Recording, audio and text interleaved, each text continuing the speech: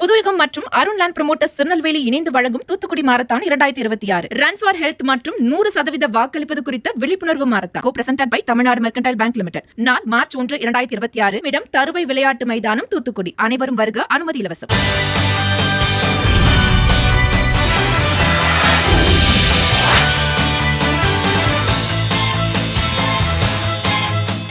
அறிவோம் ஆரோக்கியம் நேரில் அனைவருக்கும் அன்பான வணக்கங்கள். நான் ஸ்ரீவர்மா மருத்துவமனையின் மகளிர் சிறப்பு மருத்துவர் ஜெயரூபா. இந்த நாள் இனிய நாளாக அமைய என்னுடைய மனமார்ந்த வாழ்த்துக்களும் பிரார்த்தனைகளும்.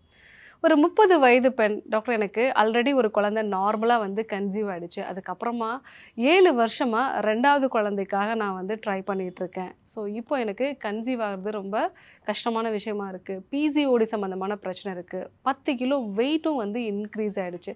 ஃபஸ்ட் டைம் நார்மலாக தானே டாக்டர் கன்சீவ் ஆச்சு, ஏன் செகண்ட் டைம் எனக்கு பிரச்சனைகள் இருக்குது அப்படின்னு கேட்டிருந்தாங்க.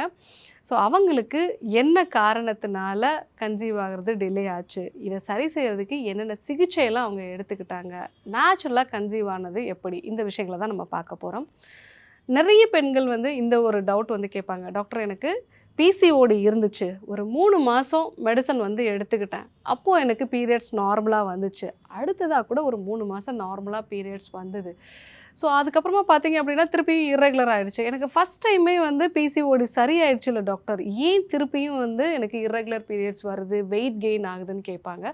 பிசிஓடி அப்படிங்கிறது ஒரே டைமில் சரியாகக்கூடிய ஒரு விஷயம் இல்லை. இது ஒரு லைஃப் ஸ்டைல் டிஸார்டர். உங்களுடைய ஃபுட்டு எப்படி இருக்குது, நீங்கள் எப்படி எக்ஸசைஸ் பண்ணுறீங்க, உங்களுடைய லைஃப் ஸ்டைல் எப்படி இருக்குது, அதே மாதிரி உங்களோட ஸ்ட்ரெஸ் மேனேஜ்மெண்ட் எப்படி இருக்குது, இதெல்லாம் பொறுத்து தான் உங்களுடைய பிசிஓடியினுடைய அந்த தீவிரம் இருக்கும். ஒரு ஸ்ட்ரெஸ்ஃபுல்லான லைஃப் ஸ்டைல்னால் பாடியில் இன்சுலின் ரெசிஸ்டன்ஸோட பெண்ணோட உடம்புல ஆண் தன்மைக்கான ஹார்மோன்ஸும் அதிகமாகுது. இந்த 2 விஷயம் இருக்கிறதுனால ஓவுலேஷன் கரெக்டாக நடக்கிறதில்ல, அதாவது கரெக்டான சமயத்தில் கருமுட்டை வெளியாகிறது இல்லை. ஸோ அந்த கருமுட்டை வெளியானாலும் கூட அது கர்ப்பப்பையில் தங்கி வளர்கிற அளவுக்கு எண்டோமெட்ரியமும் அவங்களுக்கு ப்ராப்பராக சப்போர்ட் பண்ணலை. ஸோ பாடியில் கருமுட்டை உருவாகிறதும் பிரச்சனையாக இருக்குது, அது கரெக்டான சமயத்தில் வெடித்து வெளியே வருது, அந்த ஓவுலேஷனும் கொஞ்சம் டிலே ஆகுது.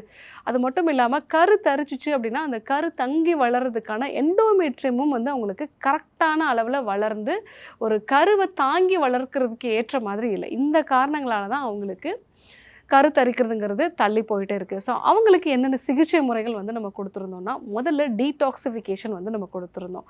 ஃபேமிலி ஹிஸ்ட்ரி ஆஃப் டயபெட்டிஸ் இருக்கிறதுனாலையும் அவங்களுடைய கட்டு இம்பேலன்ஸ்டாக இருக்கிறதுனாலையும் அவங்களால கன்சிஸ்டண்ட்டாக டயட்டையோ எக்ஸசைஸையோ ஃபாலோ பண்ண முடியல. ஈவன் ஸ்ட்ரெஸ்ஸும் அதனால தான் நிறைய இருக்குது. ஸோ முதல்ல 7 நாள் எடுத்துக்கொள்ளக்கூடிய நெய் மருந்து சிகிச்சை, இந்த டீடாக்ஸ்லேயே அவங்க 5 kg வரைக்கும் வெயிட்டு குறைஞ்சிருந்தாங்க. அதே சமயத்தில் அவங்களுடைய கிரேவிங்ஸ் எல்லாம் குறைஞ்சிருந்தது.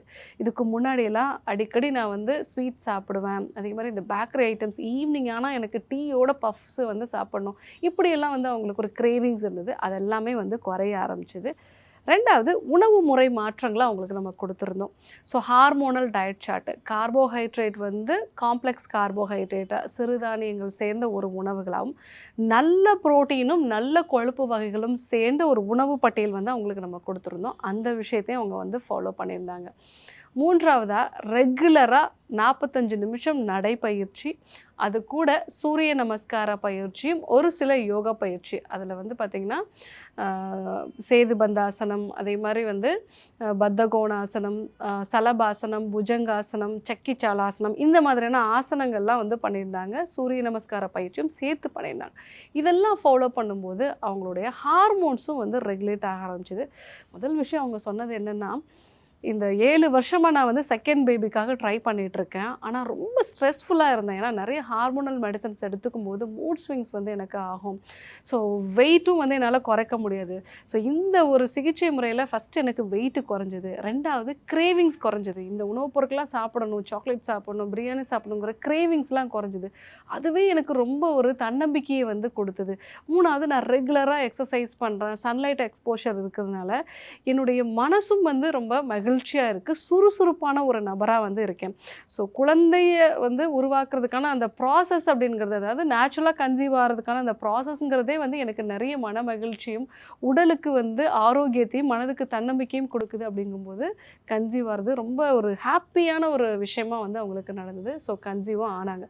ஸோ 2வது குழந்தை கருத்தரிக்கிறது டிலே ஆகிறது. நிறைய பேர் வந்து ஃபஸ்ட்டு வந்து எனக்கு கன்சீவ் ஆயிடுச்சுல்ல டாக்டர், செகண்ட் டைமும் நார்மலாக தான் எனக்கு கன்சீவ் ஆகும் அப்படிங்கிற மாதிரி நினச்சிட்ருக்காங்க. ஒருவேளை வெயிட் போட்டிருக்கீங்க, இல்லை பிசிஓடி மாதிரியான பிரச்சனைகள் இருக்குது அப்படின்னா முறையான சிகிச்சை வந்து அவசியம். அதே மாதிரி எண்ணெய் தேய்ச்சி குளிக்கிறதுலேருந்து இந்த டீடாக்சிஃபிகேஷன் மாதிரியான லைஃப் ஸ்டைல் சேஞ்சஸும் கண்டிப்பாக அவசியம். அதெல்லாம் ஃபாலோ பண்ணோம் அப்படின்னா ஆரோக்கியமான முறையில் இயற்கையாகவே வந்து கருத்தரிச்சிருக்கலாம். ஸோ இன்றைக்கி நிறைய பெண்கள் ஃபேஸ் பண்ணக்கூடிய நேச்சுரல் கன்செப்ஷன், அதுவும் செகண்ட் டைம் வந்து எப்படி பண்ணுறது, அதற்கான உணவு முறை மாற்றங்கள், வாழ்வியல் முறை மாற்றங்களை பற்றி தெரிஞ்சுக்கிட்டோம். கண்டிப்பாக ஃபாலோ பண்ணி பாருங்கள். யாருக்கெல்லாம் தேவைப்படுமோ அவங்களுக்கும் இந்த விஷயத்த சொல்லுங்கள். இதே போன்று ஒரு நல்ல தகவலோடு உங்களை சந்திக்கிறேன். நன்றி, வணக்கம்.